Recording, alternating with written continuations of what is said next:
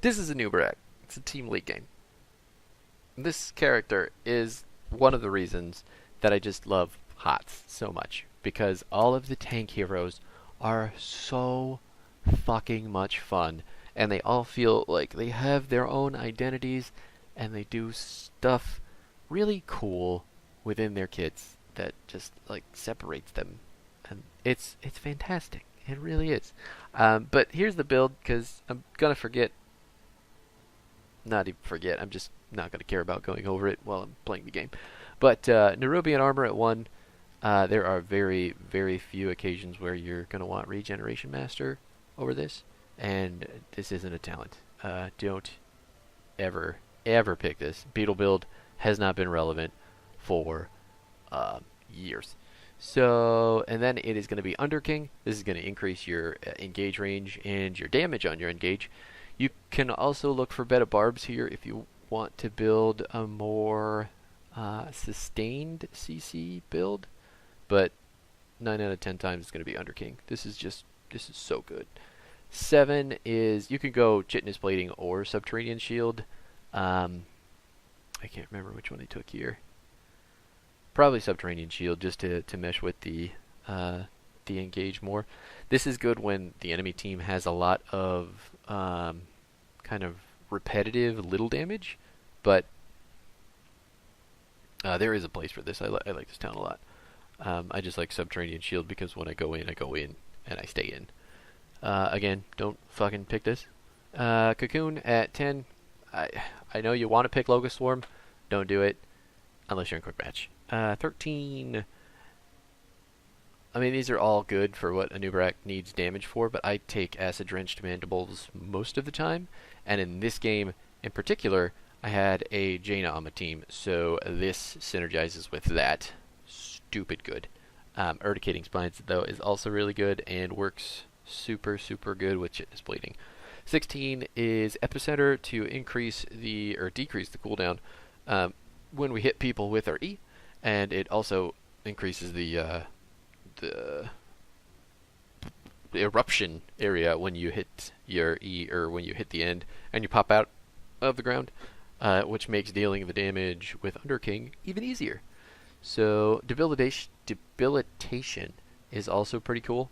If there is a particular mage that is being a bitch on the enemy team, you can hit them with your Burrow Charge, and suddenly all their damage goes down by half. Fucking half for 4 seconds. And then 20, Crypt Weave just isn't good enough. Because if the enemy team is good at knocking apart either Cocoon, this isn't going to save it. On top of that, if you do manage to catch somebody with the Cocoon and you just want to get like a pick with it, you're actively fucking up the ability by standing near. Like, you see why this is counterintuitive? Don't pick this. This sucks. Hardened Shield. I mean, this is good. It's just baseline good, right? 75 armor is fucking nuts. But at the same time, Rewind gives you your abilities back, which on Anubarak, like, your abilities are fucking nuts. So we'll say 8 out of 10 times you're going to want Rewind. There are games where Hardened Shield is going to do more for you to stop incoming burst when you go for your engage, but Rewind is going to give you enough utility to make up for that in cases where you just don't need this. So this is the go-to. Anyway, let's hop into this game. It's Beetle bashing. No, I don't want to bash the Beetle because I'm playing the Beetle. But you know what I mean. Uberak this time, because I played Blaze way too many fucking times for these videos, so I apologize for the lack of diversity. But I was feeling this hero, and my teammates were feeling the divey frontline, so we went with it. It works. I love it. And this comp in particular, we got Maiev last pick, so it's pretty fucking good. we had the conversation before the gates opened for this game that ETC can be interrupted by 3 people, and I would have to cocoon one of them. It ultimately came down to Brightwing and Joe, and spoiler alert, it's Joe, like a lot more of the time than it is Brightwing. So Armayev is actually fucking titanic this game as well. Nice follow-up. I like the effort from my ETC on my stun target. So our whole comp is just going to be based around jumping onto one target and trying our damnedest to either explode them immediately or give Maiev enough time to whip them back. Which I'll be honest, like a lot of the time when I play Maiev, I don't have this type of comp, so it's really, really fucking difficult not to die. But I suck at her, so that could be one of the reasons that I have difficulty. Asmo, that fucking Gidgey followed me right back up there. I'm in peel mode right now. Anubarak doesn't have anything outside of his really aggro ass cooldowns to save people, so you gotta just like walk in front of the bad guy and slap him with your bug talons. Bug legs? Arms? Aren't they all legs? I'm pretty sure bugs only have legs. Or mandibles. Mandibles on their face. Anyway. Yes, sorry. Distracted. 4 people in the top lane right now for their team. Our team is doing a damn good job splitting us up and soaking. Joe going a little bit, not Joe, Jaina going a little bit aggro. Joe thinking she can handle it. Maiev with the pull. And again, in peel mode, it's not something that you are going to do often with Anubarak. I was trying to anticipate his jump. Maiev was just like, fuck this guy. Nailed it. Anubarak has pretty consistent mana issues, but when you are playing this hero, figuring out when to dive and when to dive backwards is a challenge. So your main engage is your E, and the build that you're normally going to take on Anubarak is going to make that more impactful aggressively. So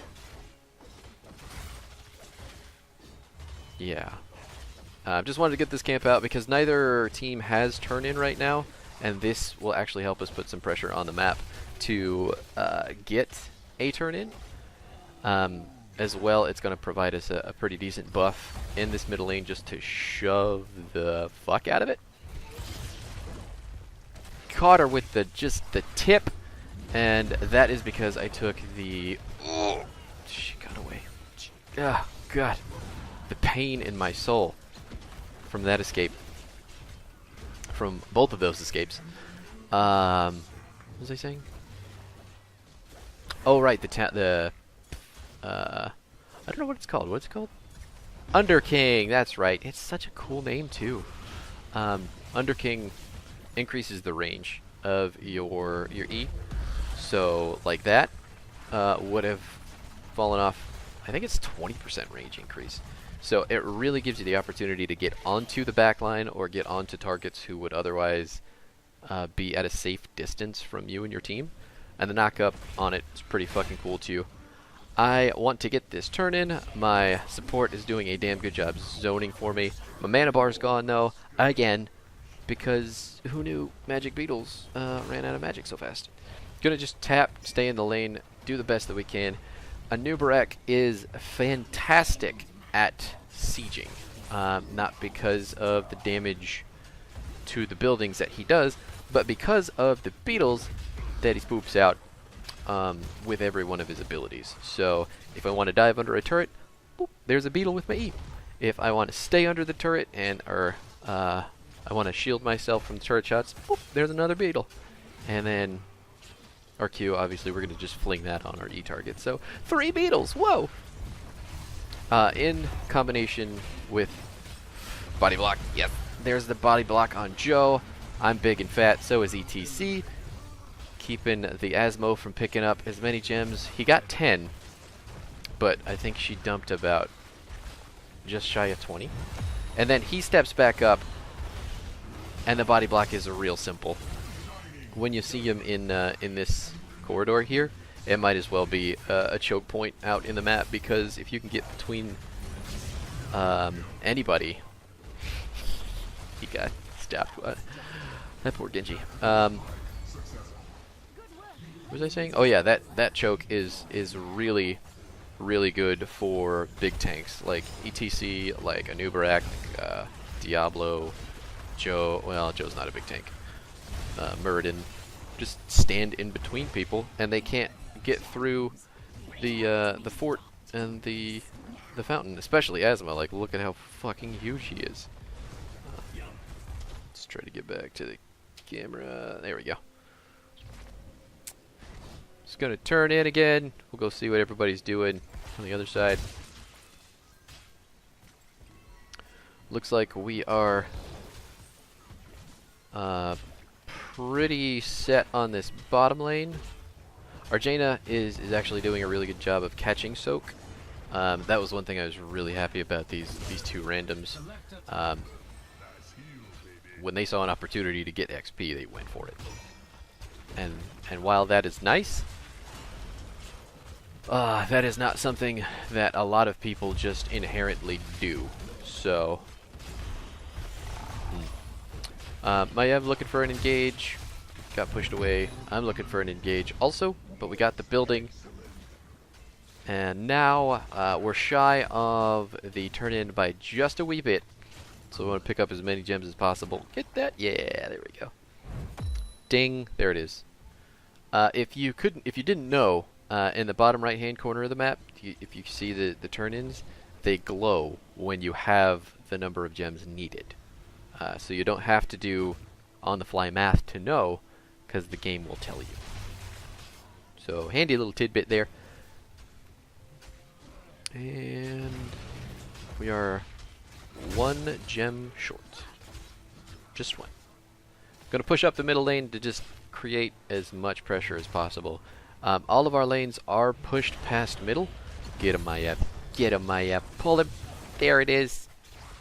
I don't think we're gonna get this kill because he's really close to his gate and a minion wave. So even with my beetles, there's not much I'm gonna be able to go after that.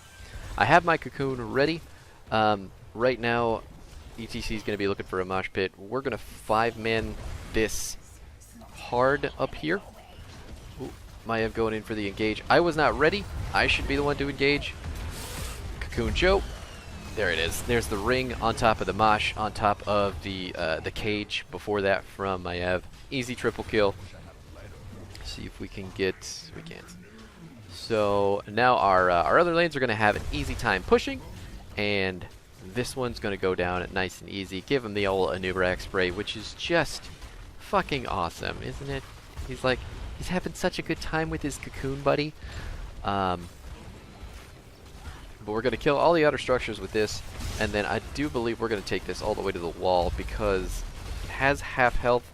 I've got my beetles. The minion wave is inbound, and Joe is middle. Get the pull, get the pull, get the... Oh, she gets stuck on the building. That would have been really cool. Would have been really cool. These towers are worth a fuck ton of XP. BTW, they are only 400 XP shy of a fort, I think. So killing them both is pretty good for our current snowball. We have the talent tier advantage, so we're not terribly worried about them coming in. And then Asmo's in the bottom lane trying to defend that Weaver on his own.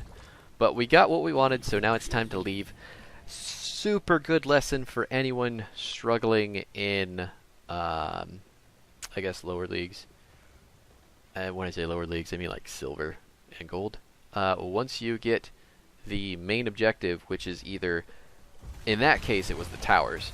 But if you're on like a fort, just get the fort, leave. As soon as it goes down, leave, unless you have a talent advantage and there's a lot of space between the enemy and the next building. or like they're missing some big cooldowns, or they don't have any mana. This is okay that they have the turn-in, because our waves are pushed up to at least middle of the map, vertically middle, and then dun, dun, there it is. Brightwing does not have any way to get away from ETC on his mount, so without a target to blink to, she was just absolutely fucking wrecked. Don't be out that far. Also, you shouldn't be anywhere near that lane unless your objective is there to provide some sort of cover for you, which it wasn't, or your team is there to do that. Thrall took fucking Earthquake for some dumbass reason. We have an ETC, so Sundering is the pick. Under no circumstances in this game is Earthquake going to do more. Just like, what? You're not gonna... Both of our tanks use spells to move forward, to engage. I see you, Genji. I fucking see you. And so begins the chase of a lifetime.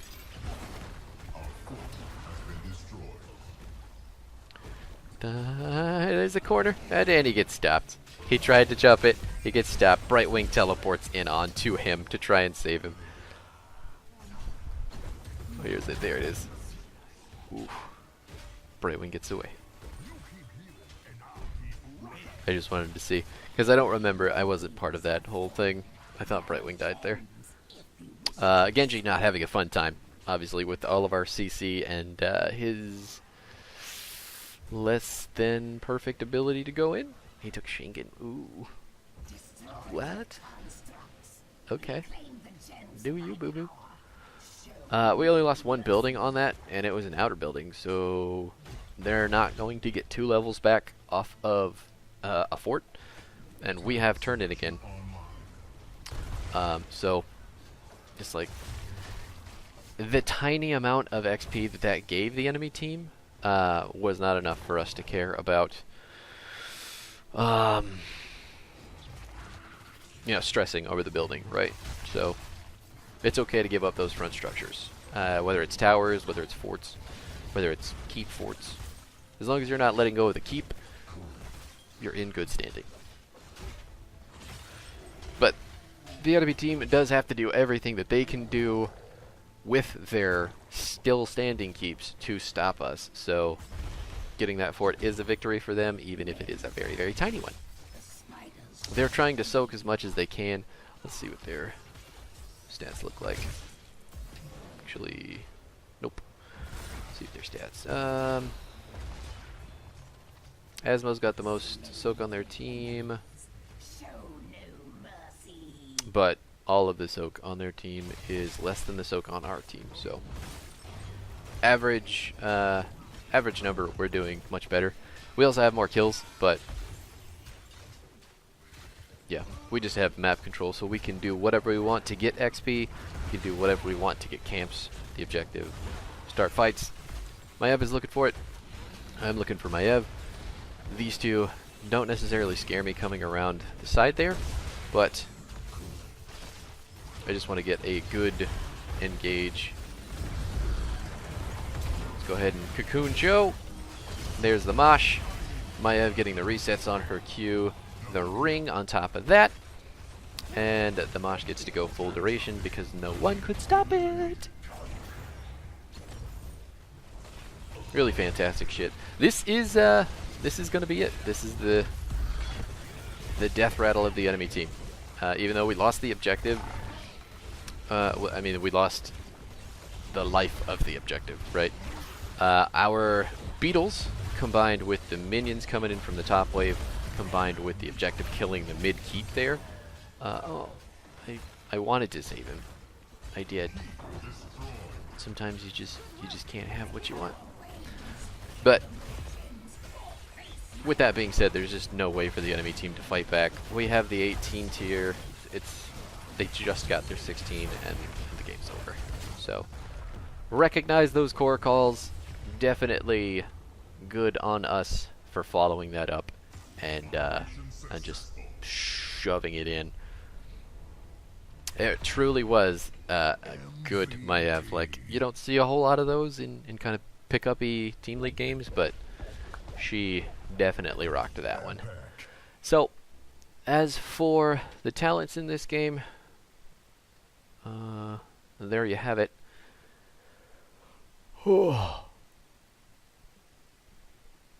In case you're interested in the Anubarak build, this is usually it. It's usually just E.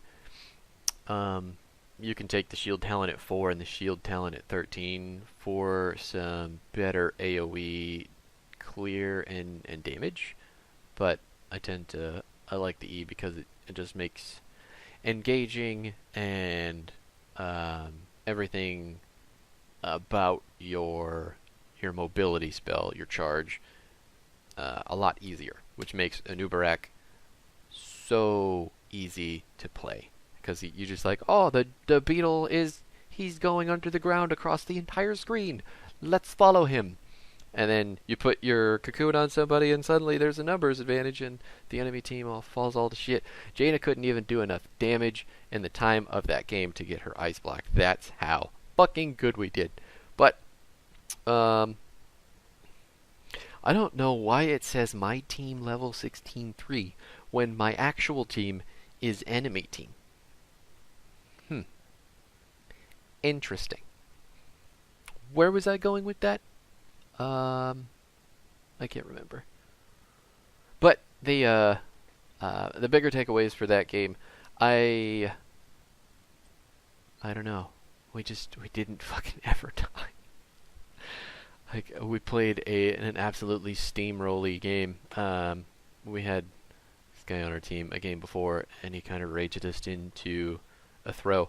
So this was a good bit of vengeance for us. But still not sold on these two. Anyway, that was our dive comp. Works stupidly good with one front line, 2 front lines, and this front line specifically is absolutely crazy good. Like, I know she's a melee assassin. She's supposed to be good in those conditions, but holy fuck, did she just throw it together. And the fact that the moshes were going down and not getting interrupted, and she could just reset. Wow. Really. Just fucking does, man. You deserve it. Thanks for watching, guys. Hope you enjoyed it. Hope you got something from it. And as always, have a super day.